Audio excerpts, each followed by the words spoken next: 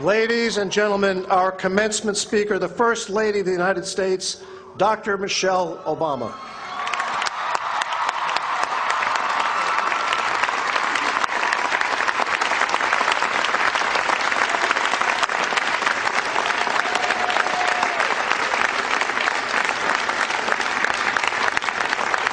Wow. Thank you all. Thank you so much.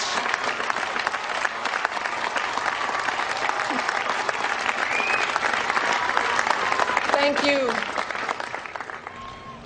Dr. Obama, I like that. I think I'll have everybody at home start calling me that. Thank you. I am so honored to help you celebrate this wonderful day. And thank you, Allie. Thank you, Dr. Knapp, for your generous introduction. I also want to thank Russ Ramsey, Chair of the George Washington University Board of Trustees. And congratulations to the extraordinary young men and women of the class of 2010. You guys, you should be so proud of yourselves and your incredible accomplishments. But let's not forget all the people who also share in that pride. Again, your moms and dads and brothers and sisters, your friends, grandparents, mentors, all of whom took this journey with you in ways both seen and unseen. So this is their day too. So let's give them another round of applause and thank you.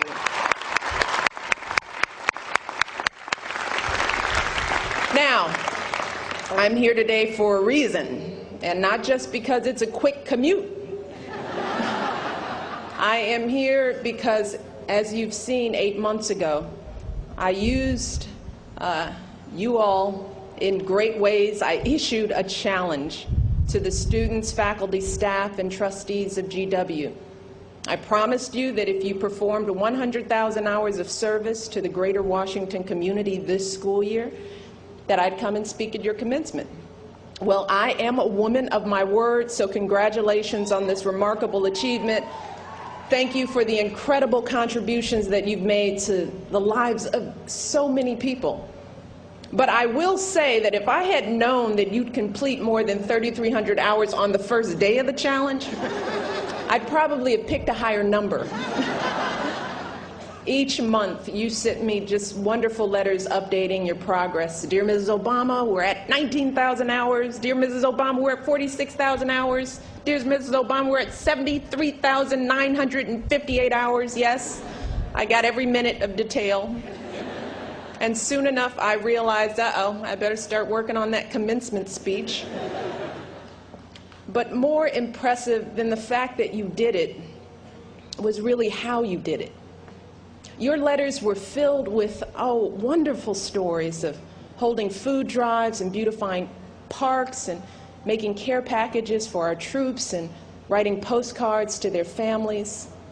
You helped your neighbors in Foggy Bottom dig out after Snowmageddon, an effort spurred by Allie. And led by Junior Eden Sutley, you helped more than 1,000, hey Eden, yay for Eden. You helped more than 1,000 World War II veterans from her home state of Louisiana come to see the monuments on this mall and visit their fallen friends at Arlington. You hosted about 200 local senior citizens for GW's 8th annual senior prom. And yes, I saw the photos, and it looked like they were showing you all how to dance. GW law students, you showed a greater commitment to community and public service careers than ever before. GW medical school students, they ran their own clinic in Anacostia for our neighbors most in need of medical aid, and so many students wanted to do it that you had to hold a lottery.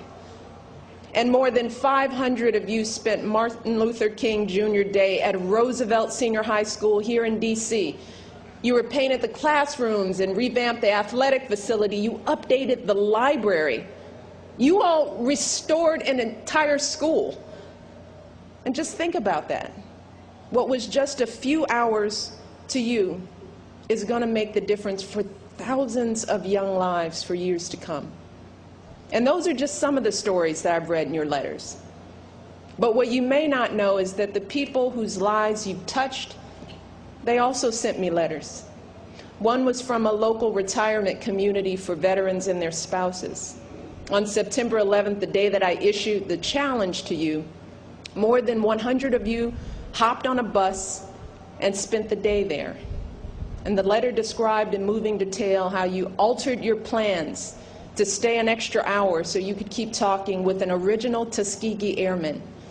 How you decided to set up regular visits with the veterans. How you started a monthly intergenerational discussion group. I mean, the letter went on and on about just how incredible you were. And it described just what your efforts meant to those veterans. But it also showed me what theirs meant to you. And that's what you guys have done, simply because this university decided to play a role in the life of its neighbors. You have made immeasurable differences in the life of this community and to your country, and you should be so proud, because we certainly are.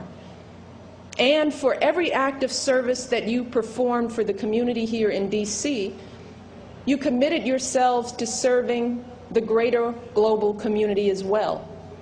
I'm talking about the more than 200 of you who took your winter breaks abroad, building a school in Guatemala, community center in Peru, comforting the sick in Ecuador, the freshman who spent his break in Ghana helping prevent blindness, and the students who helped Sudanese refugees settle in Tennessee, stepping in one night to teach when the refugees' English teacher didn't show up, a class that the refugees called their very best. So even as you've buried yourselves in your books, becoming thoughtful and educated scholars, so parents, they did that, right?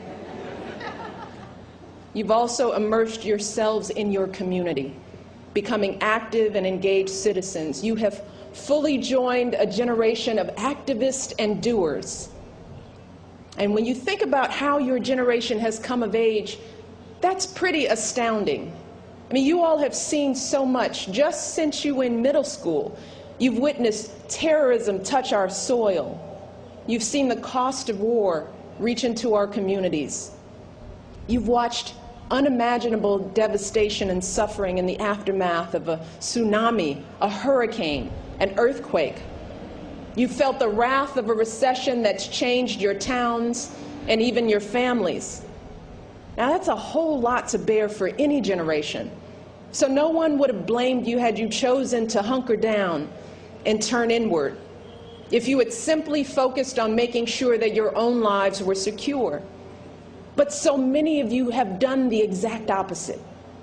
Instead, you've dived in, you've reached out, you have volunteered and applied to organizations like Teach for America and the Peace Corps in record numbers. In fact, this year is the second year in a row that GW led universities of this size in the number of undergraduate alumni serving in the Peace Corps.